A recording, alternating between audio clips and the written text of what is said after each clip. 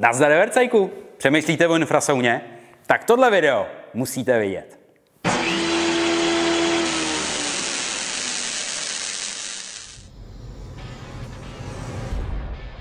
Miluju saunování, sám mám na zahradě finskou saunu a když jsem hledal informace o infrasaunách, tak jsem zjistil, že toho vlastně moc není. Těch výrobců je spousta, technologie je spousta a když se na to podíváte na internetu, tak všechny sauny vypadají úplně stejně. Prostě je tam fotka, svítí to, je to barevný, ceny se lišej, opravdu od saun za 20 000 až po sauny na míru za desítky, stovky tisíc.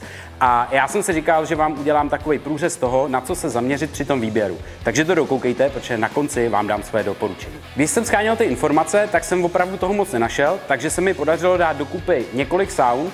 Dali jsme je tady do studia, mohl jsem si je všechny prolíst, poskládat, podívat se na ně, pořádně jsme je tady otestovali a zjistil jsem, že sauna, která vypadá na obrázku nějak, tak potom v reálu vůbec jako funkčně nemusí být tak, jak si člověk úplně představoval.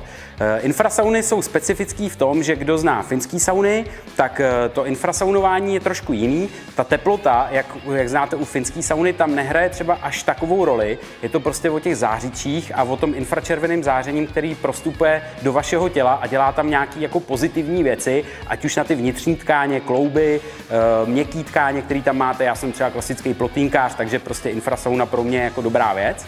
A když potom vlezete do těch jednotlivých saun, tak poznáte teprve ty rozdíly, jestli třeba některé věci tam jsou ať už ergonomicky, nebo vlastně technologicky dobře nebo špatně. Já jsem vybral 4 sauny, z toho 3 jsou vlastně typizované sauny, typicky, které vidíte v e-shopech, který si můžete koupit. Je tady sauna od Marimexu, která je v cenové hladině kolem 40 000, je tady sauna od Bellatrixu, která je za 60 000 a pak je tady sauna od Provelu za 70 000 a potom jako takovou libůstku tady máme saunu, která je připravená na míru pro jednoho zákazníka, ale to je sauna v řádu 250 000 a to jsem spíš chtěl jako ukázat, jaký jsou možnosti a kam se to dá všechno jako vyšperkovat.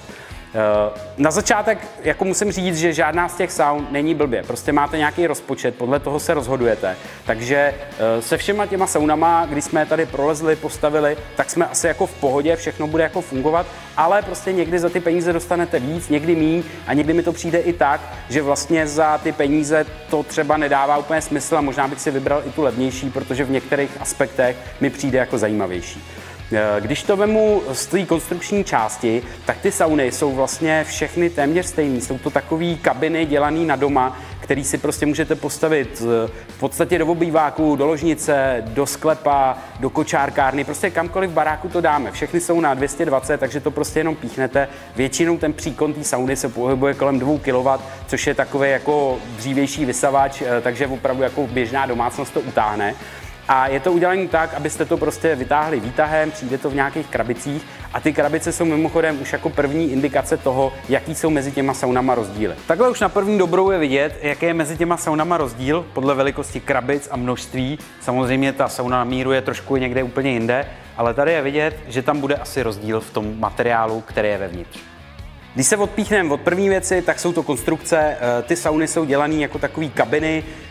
Některý vypadají trošku víc jako kadibudky, ale v podstatě je to kabina, kterou si přitáhnete domů, vytáhnete to výtahem, dáte si ji kamkoliv a většinou se skládají ze 4 panelů, stropů a podlážky a mají různý systémy provedení. Některý jsou jenom prostě na takový klipy, takový háčky, kde to jako zacvakáte. Tam třeba se bojím, že po pár letech vám to může začít prostě se hejbat, vrzat, není to úplně ideální. Některý jsou na tom líp, mají vlastně takový háčky nebo kování, kde do sebe ty jednotlivý panely zapadají a vlastní vahou se vlastně zaaretujou. A i tam jsou třeba rozdíly, kde třeba ten Provel mi přijde, že má nejkvalitnější to kování, kdy to do sebe zapadá. Takže tohle je spíš z pohledu vlastně té dlouhověkosti toho, aby vám to opravdu za rok, za 2, za 5 fungovalo, protože si to prostě dáte do baráku a chcete to tam mít na dlouho. Druhá věc, co se týká konstrukce, tak je potom nějaká masa toho dřeva. To je vlastně vidět už na těch krabicích, když přijdou. Něco přišlo ve 3 krabicích, něco ve 2. Váhově je tam samozřejmě rozdíl. Tady prostě ta nejobyčejnější nebo řekněme nejmíň dřevnatá sauna je kolem 120 kg. Ta sauna na míru se potom pohybuje kolem půl tuny. Takže už tam vidíte, že toho materiálu je tam víc. Na druhou stranu je to interiérová sauna, neřešíte tam parotěsy ani žádný izolace. Takže to dřevo je tam spíš proto, aby až jí budete budete používat, aby vám to bylo příjemné, aby vám to nevrzalo, abyste si neprošlápli podlážku, aby když si tam sedne 120-kilový chlap, tak aby se pod ním nepropadla lavice a tak dále. Věc typu, jak to dřevo vypadá, jakou má kvalitu, myslím, že se to bude hodně lišit třeba i kus od kusu. Jsou to všechno sauny, které jsou vyrobené v Číně a dovezený a všimnul jsem si u některých věcí, že prostě třeba kvalita jako podlážky, co se týká vizuálního, není taková, jak bych si třeba já představoval, ale to neznamená, že je to u každé sauny stejný. Je to prostě asi každý kus individuál, dřevo je furt dřevo. Ta nejdůležitější věc, na kterou se ale musíte zaměřit, jsou ty samotné zářiče. Ty dělají tu infrasaunu tou infrasaunou. A když to shrnu v kostce, tak jsou 3 druhy zářičů. Jsou karbonové desky, jsou keramické zářiče a jsou plnospektrální zářiče. Ty karbonové desky a keramické zářiče jsou tak trošku už jako prehistorie. Je to vlastně levná věc, levný řešení a víceméně se už nepoužívá, nebo se používá jenom ve specifických částech té sauny. Ty karbonové pláty se pořád ještě používají třeba na podlahu, kde vlastně ta funkce, hlavně abyste neměli chlad od podlahy, abyste měli příjemně na nohy a jsou tenký, takže prostě v klidu schováte do podlahy, ale třeba do těch stěn už to moc smysl nedává. To, co se používá nejvíc, to, co je nejrozšířenější a řekněme jako nejdoporučovanější, jsou ty plnospektrální trubice, plnospektrální zářiče, což si představte jako klasickou žárovku, která má akorát tvar právě jako trubky, vevnitř vlastně s vláknem a ta vyzařuje to infračervené záření, který má různý vlnový dílky, který samozřejmě potom souvisejí s tím, jaký zdravotní účinky to bude mít. Jde o to, že to infračervené záření se dělí na 3 skupiny A, B, C a vlastně je to o tom, jak hluboko do vašeho těla se to záření dostane, jestli je to jenom povrchová věc, nebo jestli to dokáže vlastně proniknout až dovnitř, prohřát klouby a nějaký ty vnitřní měkký tkáně. Když vezmete ty zářiče a podíváte se na ně, tak v podstatě vždycky zvenku vidíte něco velice podobného, ale jsou tam takový 2 aspekty, kde na první dobrou řeknete, jestli je to lepší nebo horší zářič, protože ty trubky jako takový jsou v podstatě všechny stejný. Je úplně jedno, kdo to vyrábí, ale vlastně je to furt stejný. Ty zářiče jako takový se potom rozlišují tím, jestli před sebou mají ještě daný filtr, anebo ne. Sám jsem si to tady jako vyzkoušel, že když ten zářič má před sebou ten filtr, který většinou má nějakou červenou barvu, představte si to zhruba jako sklo na sklokeramické desce, tak ono za prvý pracuje s tou vlnovou délkou, jakoby upravuje jí, a za druhý pocitově musím říct, že rozptyluje to teplo, který ta trubice vydává a pro mě osobně v tom byl jako mnohem příjemnější pocit ze saunování, když tam ty filtry byly. Ale je to věc, která něco stojí a proto se většinou jako objevují až u těch dražších saun, protože prostě tady jsou zářiče, který stojí 2,5 tisíce a zářiče, který stojí třeba 6,5, 8 tisíc a víc. A není to o té trubici jako takový, je to o konstrukci toho zářiče, jak je udělaný, kolik tam je třeba nějakých jakoby plechů ochranných a tak dále a hlavně ten filtr. Takže prostě tady jsou pak ty věci, kde už nabývá cena té sauny, ale je to na úkor nějakého komfortu nebo diskomfortu, který můžete mít. Další důležitá věc, která rozhoduje o kvalitě toho saunování a vlastně toho komfortu uživatelského vevnitř, je elektronika. Jde o to, že některé sauny vlastně nemají žádnou možnost regulace těch zářičů, některé sauny to mají. Za mě to je jako strašně důležitý, protože u sauny, která tu regulaci nemá, tak v podstatě ji zapnete, nastavíte si teplotu a čas, jak dlouho má běžet a ten zářič jede pořád na plný knedlík. Za chvíli vás to začne pálit, teplota se prostě zvýší třeba na tu, kterou jste si tam nastavili, tu požadovanou, a pak se vám zářič vypne a v podstatě už ta infrasauna nefunguje tak, jak by měla. Jste prostě v teplé kabině, ale to infrazáření tam není. Proto za mě jako je strašně důležitý mít možnost nějaký regulace toho zářiče, tak, abyste si to nastavili za prvý, aby vám to bylo komfortní, a za druhý, když prostě chcete mít nějaký delší čas v té sauně, tak aby se vám třeba nevypnul díky teplotnímu senzoru a abyste se saunovali celou tu dobu, kterou tam chcete být. Další věc v těch saunách je nějaká přídavná elektronika, ať už je to osvětlení, je to vlastně taková ta světelná terapie, což v podstatě si představte, že je to RGB pásek různých kvalit, můžete je mít od 100 koruny do tisíců, ale vlastně je to jenom psychická záležitost, není to o žádných nějakých zdravotních efektech toho barevného světla, je to prostě o tom, že si tam naladíte příjemnou jako náladu a cítíte se tam dobře. Většina těch saun už dneska má napojení na nějaký Bluetooth, takže si můžete z telefonu tam pouštět hudbu, někdy mívá ještě jakoby rádio, ale vlastně to je u všech saun velice podobný. To, co se opravdu jako odlišuje, je ta elektronika a potom, když se budeme bavit třeba o nějakých saunách, které nejsou určený pro domácí použití a jsou třeba už do komerčních prostorů, tak tam samozřejmě ta elektronika je zase dělaná jinak, aby mohla běžet prostě daleko delší dobu, větší chlazení a tak dále. Tak se jdeme mrknout do těch saun a já vám řeknu, co se mi tam líbilo a co nebylo tak dobrý. Tak nejlevnější kousek je tenhle od Marimexu, cenovka 40 000 cca. Za mě pozitiva konstrukce. Vlastně i když je to nejlevnější z těch saun, tak té konstrukci v podstatě nemám moc co vytknout. Jsou tady věci, které si musíte uvědomit, že za tu cenu prostě budete mít kompromisy. Třeba záda, tahle sauna nemá pohledový, to znamená tady ty hezké palubky prostě ze zadu neuvidíte, jestli si to chcete dát do prostoru, tak to musíte nějak vyřešit, nebo se vám to tam nebude hodit. Každopádně má vlastně ty klipy, záda se chytají na ty klipy, čelo, to už je tady vlastně nasazovací a zpevňuje celou tu saunu. Má jako krásnou lavici, která je opravdu jako fortelná, takže i když něco vážíte, tak se nebojím, že by se tam člověk propadnul. Podlaha mi přijde taková, jako že přesně tam vidím, že to dřevo není úplně jako 100%, ale to může být u každé sauny jako jinak. Ale jak říkám, je to nejlevnější sauna a konstrukčně ji asi nemám moc co vytknout, co se týká toho dřeva. Horší to už je ale potom s těma zářičema, protože tady jako vidím slabiny. Když to vemu od spoda, tak tady dole je vlastně ten karbonový plát, který vás má zahřívat od podlahy a je úplně hrozně malinký. Když ta sauna je koncipovaná pro 2 lidi, tak když si tam ty 2 lidi sednou, tak vlastně tady bude mít každý jednu nohu nebo se tam budou nějak jako moc tulit. Takže pro 2 lidi tady to by mělo být určitě větší. A druhá věc, vlastně ten karbonový plát je téměř na podlaze a i když není tak horký jako třeba ty zářiče, tak opravdu to teplo z něj jde a jestli si ho dáte doma na dřevěnou podlahu nebo nějaký laminát, vinyl, tak vám to může časem jako vyšisovat, kdybyste tu saunu pak dávali pryč. Takže to je první věc. No a ta asi největší slabina téhle sauny za mě je absence jakýkoliv regulace. Je tady dvojitý zářič, je tam vlastně zářič, který v sobě má tu plnospektrální trubici a magnéziovou trubici, což upřímně vůbec nedává smysl. A jediná regulace, která tam je, tak je vlastně jenom přepínání mezi těma 2 zářičema anebo vypínání. V reálu, když se o to opřu a ta opěrka tady je poměrně vysoko, je dělaná na hlavu, takže se vlastně opřu o hlavu a potom zádama přímo o ty zářiče a nedá se to vydržet.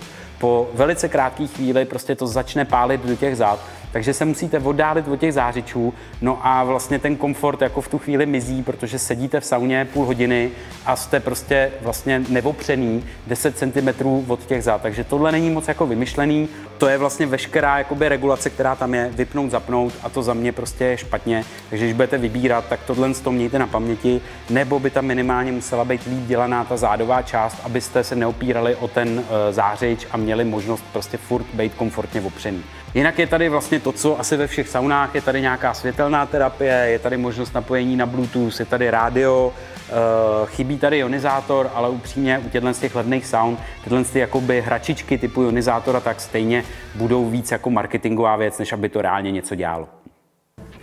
Druhý kousek, který tady mám, je tato sauna od Bellatrixu. Je to sauna za 60 000 a tady právě paradoxně musím říct, že i když je to sauna o 20 000 dražší než ta od Marimexu, tak to zpracování konstrukční mě teda zase tak super nepřijde. To, že je to vlastně celý na klipy, tak tomu jako bych opravdu moc nevěřil. Přijde mi, že po nějakém čase to musí být jako rozvrzaný, ale spíš jako horší jsou ty věci vevnitř, protože jak je vidět tady na tom roštu, na té lavici a v podstatě i na podlahovém roštu, tak tam jsou použitý takový tenký laťky a jako když si tady sednu já a to skoro nic nevážím, tak už slyším, jak to vrže a skřípe, takže když si tady sednou 2, jako řeknu 90-100 kilový lidi, tak bych tomu moc jako nevěřil, že se to nepropadne. Konstrukčně říkám, žádná hitparáda za mě, za ty peníze bych čekal víc, ale to důležité je potom vevnitř. Tady už, jak jsem zmiňoval, tu absenci regulace vlastně v té Marimexí sauně, tak tady už nějaká regulace je, ale je taková úplně jako základní, vlastně je to tady takovýma 2 potenciometrama, který jako třeba jeden z nich zrovna není úplně dílensky dobře zpracovaný, je to tam takový zaražený, takže to bude fakt kus od kusu. Ale vlastně, co mě tady chybí, je regulace těch ostatních zářičů, protože regulovat jdou jenom ty 2 zadní a vlastně ty lítkový nebo ty boční, ty si prostě nějak nezregulujete. Ani nejdou vlastně vypnout tady, prostě jedete furt naplno.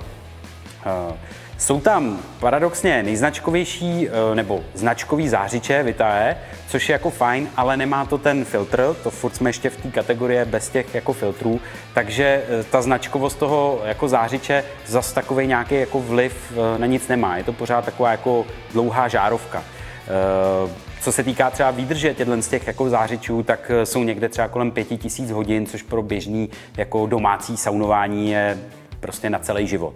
Je tady ionizátor, je tady samozřejmě nějaké napojení na Bluetooth, světelná terapie a tak dále. A to, co mi jako přijde takový zvláštní, je, že ty dva zářiče jsou strašně blízko u sebe. Takže když vlastně si tam sednou dva lidi a chcete si ten zářič dát, řekněme třeba na páteř, tak já, ačkoliv nemám moc jako široký ramena, tak prostě tady se dva lidi vedle sebe komfortně neposadí. Když se chcete saunovat třeba jakoby bokem, že si prostě sednete na tu lavici, tak tady jsou dvě takové vlastně jakoby solní stěny nebo solní terapie, které si myslím, že jsou spíš jako na efekt, než aby to mělo nějaký opravdu jako zdravotní efekt, tak vlastně se o to opřete, žádný zářiče tam nemáte, takže takhle se ta sauna třeba nedá využít, kdybyste sami chtěli se saunovat a pohodlně si sednout na tu lavici. To, co je tady vlastně už mnohem vyřešený, je ten karbonový plát, který je po celý dílce té sauny, takže oba dva ty lidi, kteří tam sedějí, tak mají teplo na nohy a navíc je vlastně na podlaze, je vyvýšený, takže vám nesálá to teplo přímo do podlahy. Jako tu třetí saunu, tady mám tenhle Provel a je to nejdražší z těch 3 saun, je za 70 000, ale už má spoustu věcí, které vlastně na první pohled si všimnete, že jsou jako v okus dál. Za prvý, to, co je vidět, ta sauna je vyšší. Tyhle dvě sauny mají vevnitř nějakých asi 174 cm, já jsem prcek, nemám ani 170, takže se tam vejdu, ale pokud máte 180 cm, tak třeba v těchto saunách tam budete takhle jako skrčený. Tady už se vejde prostě poměrně normálně velký člověk, což je něco, co zase jako z žádný fotky v nějakém e-shopu nepoznáte. A to dílenské zpracování je taky na první pohled jinde, vlastně je to nejtěžší z těch saun, ty palubky a vůbec to provedení vlastně jako z toho dřeva je za mě určitě z těch saun nejlepší, ta konstrukce, ty vlastně kování, do kterých se to jakoby zapasovává, tak je opravdový kus železa, žádný nějaký hliník, takže konstrukčně za mě super, i to sklo, tohle je myslím 8, tady u těch je to 6, takže vlastně na všech těch konstrukčních věcech dřevěných je vidět, že ta sauna je trošku jinde. A to, co je ale to nejdůležitější, jsou ty zářiče. Tady se dostáváme vlastně do první kategorie, kde ty zářiče už mají před sebou ty filtry. A moje jako osobní vlastní zkušenost je, že je to jako hrozně příjemný. Tady to saunování už dostává takový ten saunovací feeling, kde to teplo se rozlejvá, nemáte to jako nějaký jeden proud prostě toho zářiče, který vám pere, ať už prostě na to tělo z boku, lejtka nebo záda, ale tady se vám to opravdu krásně plynule rozlejvá do toho těla. Oproti těm 2 saunám tady vlastně jsou o 2 zářiče navíc, což jako jenom pro představu takovýhle jeden zářič s filtrem se může pohybovat někde kolem třeba 6-7 tisíc korun, takže třeba tady oproti vlastně tomu Bellatrixu je takových jako 12 000 jenom v zářičích jako víc, přitom ta sauna stojí třeba o 10 víc než ten Bellatrix. A hlavně, proč tady jsou, tak jsou vlastně tady na bocích, to znamená, tato sauna už je vymyšlená tak, že když jste tam sami, tak se můžete pohodlně vlastně posadit vlastně takhle napříč a bude vám to zářit na záda, to tady u těch saun prostě není možný. Ty předchozí 2 sauny jsou šířka 120, tohle je 130 a je to tady znát, protože to rozložení těch zářičů a prostě těch 10 cm navíc je opravdu vymyšlený tak, aby 2 lidi s běžnýma ramenama se tady dokázali dobře vysaunovat a bylo jim to pohodlný, nemuseli se na sebe mačkat. Super je tady ta elektronika a ta regulace, protože vlastně všechny ty zářiče, ať už jsou to zádový nebo ty lejtkový a boční, si můžete regulovat. Je to tam udělané po takových jakoby stupních po 25%, takže můžete buď vypnuto 25%, 50, 75, 100, takže přesně, když třeba chcete ji ušetřit, saunujete se sami, nepotřebujete z jedné strany, tak si to prostě vypnete. Je tady světelná vlastně terapie, je tady rádio, je tady prostě všechno, jako co potřebujete a navíc taková zajímavost, je tady i čistička vzduchu, takže vlastně vevnitř se vám to jako ty pachy a všechny tyhle ty věci čistěj. Není tady teda ten ionizátor, ale zase je tady ta čistička, aby vám dodala takový ten jako příjemný feeling z toho saunování. Další taková zajímavost u téhle sauny, že k tomu je i dálkový ovládání a vlastně všechno, co tady se zapíná, vypíná nebo nastavuje nějaká úroveň, tak se dá dělat i přímo z toho ovladače, takže když už se tam saunujete, tak nemusíte vstávat, když to není moc daleko, ale je tady prostě dálkový ovladač. Poslední kousek, který tady mám, je tahle sauna na míru a to je úplně mimo tu kategorii, o které jsme se teď bavili. Tohle je sauna s cenovkou kolem 250 000 a tady prostě je všechno na míru. Ať už se bavíme o rozměru, skle, barvě skla, pantech, elektronice, zářičích, prostě všechno si tady uděláte tak, jak chcete vy. Tohle je sauna, která je už jako myšlená spíš třeba do komerčnějších prostorů. Tohle už není jako skládačka, jako tyhle, které se přivezou v krabici. Všechno je to masivní dřevo, je to dělaný tak, aby prostě to vydrželo opravdu nějaký zacházení v těch komerčních prostorech, kde se ty lidi točej. A spíš jsem jí vzal jako pro tu demonstraci, co všechno se dá prostě dneska dělat. Jsou tady nejkvalitnější zářiče, třeba jako u těch nejlevnějších se budeme bavit o té ceně 2 500, tady jeden zářič vyjde třeba na 10 000.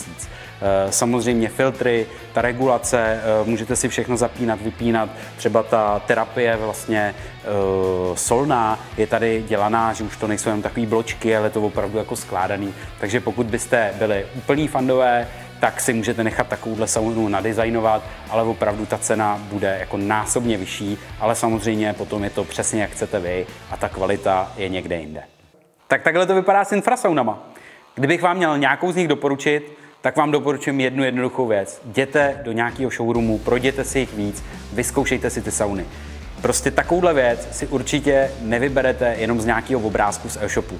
Těch věcí, které musíte sledovat, ať už jsou to ty zářiče, nebo jejich rozmístění, kvalita vlastně toho provedení té konstrukce a tak, to prostě z žádného obrázku a z žádného e-shopu nezískáte. Takže fakt doporučuji, jděte do nějakého showroomu, sedněte si tam, nechte si to zapnout, nechte si o tom povyprávět. Zeptejte se třeba i na takové věci, jaký mají servis. Jestli třeba, když se vám na to něco rozbije, tak tu saunu musíte doma rozložit a poslat někam poštou, nebo jestli třeba je schopen někdo přijet a něco vám na tom opravit. Protože to jsou věci, které pak rozhodují o tom, jak s tím ve finále budete spokojení. Určitě na co si dát bacha jsou ty zářiče, prostě ty ceny vidíte, že se jakoby pohybujou a samozřejmě sauna za 60 nebo 70 000 může vypadat, že tam jako opticky není rozdíl, ale třeba tady jsou 2 zářiče navíc a ten komfort potom, jako co vevnitř v té sauně můžete dělat, jak se můžete saunovat, je úplně někde jinde. Za mě strašně důležitá ta regulace, protože prostě pokud si to můžete dovolit a prostě máte na to ten budget, abyste si vybrali saunu s tou regulací, tak určitě do té regulace jděte. Jak jsem říkal, těch věcí, na které se musíte zaměřit, je opravdu hodně. Pokud si to ten váš budget může dovolit, já za sebe určitě doporučuji vybrat saunu, která má ty filtry před těma zářičema. A třeba jako taková zajímavost, ten provel je dělaný i tak, že je do vyšší teploty. Tam dokážete prostě vyvinout teplotu až 70 stupňů, což už se blíží třeba nějakému pocitu ve finské sauně. A to jsou přesně ty věci, které buď si musíte studovat technické listy úplně do detailu, anebo zase jděte do toho showroomu, jakýhokoliv, vyzkoušejte to a zeptejte se. Tak tohle je něco málo o infrasaunách. Snad vám to pomůže při výběru a vercejku zas čau.